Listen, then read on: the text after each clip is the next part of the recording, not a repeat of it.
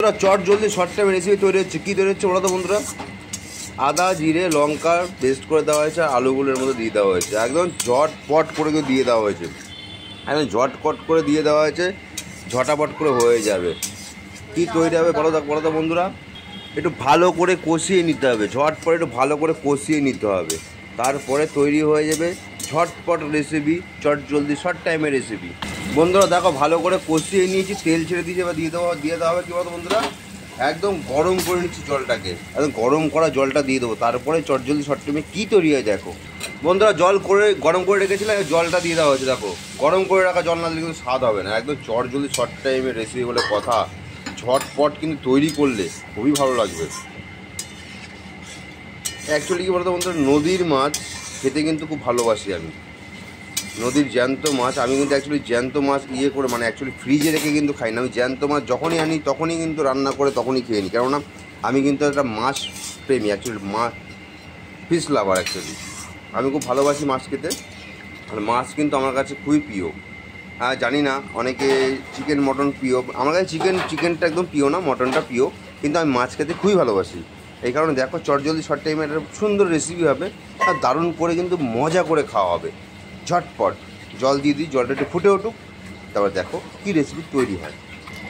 বন্ধুরা টকবক করে ফুটে উঠেছে দেখো ঝোলটা, আর এই কিন্তু কালো কড়াইতে মাছ ভাজা হচ্ছে। আর তোমরা ভাববে কী বলতো, হয়তো কাতলা মাছের পেটি দিয়ে ঝোলটা হবে, একদম কিন্তু না। এই ভাজা মাছটা করে এখন আমি খাবো, ভাজা মাছ খেতে খুব ভালোবাসি আমি, ভেজে খেতে। অ্যাকচুয়ালি এটা ভাজা খাবো, আর এইটা হবে অন্য জিনিস, চট জলদি শর্ট টাইমে তৈরি হবে। সবাই বলে না পাশে আছি, সাথে আছি, সব সময় আছি, আমি এইগুলোকে একদম বিশ্বাস করি না। পাশে আছি, সাথে আছি সবাই বলে, তাই না বন্ধুরা?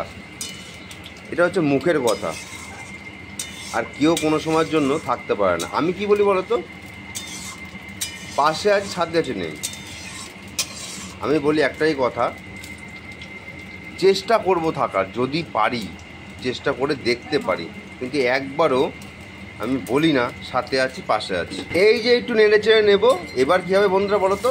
এই যে কিন্তু চলছে মাছ ভাজাটা কিন্তু খেতে হবে দারুণ করে। এবার আমি দিয়ে দেবো কী বলতো বন্ধুরা, সেই নদীর ট্যাংরা মাছ, দারুণ খেতে মজা লাগে, দারুণ। ঠিক এইভাবে কিন্তু তৈরি করলে দারুণ লাগবে খেতে বন্ধুরা, জানো তো? অ্যাকচুয়ালি জানো তো কি, আমি কিন্তু সত্যি কথা বলতে ছোটো মাছ খেতে খুব ভালোবাসি। আর তোমরা কে ভালোবাসো একটু আমায় কমেন্ট লাইক করে জানাবে। আর যদি আমার ভিডিও বা রান্নার ভিডিও ভালো লেগে থাকে, তোমাদের কাছে একটা কথাই বলবো, একটু কমেন্ট লাইক আর একটু শেয়ার করে দিও। আমি আরও ভিডিও তোমাদের সামনে তুলে ধরার চেষ্টা করব। সবাই ভালো থাকবে, সুস্থ থাকবে, এটাই কামনা করি। আমার রেসিপি রেডি হয়ে গেছে, সবাই চলে আসো, খেয়ে নাও, টাটা।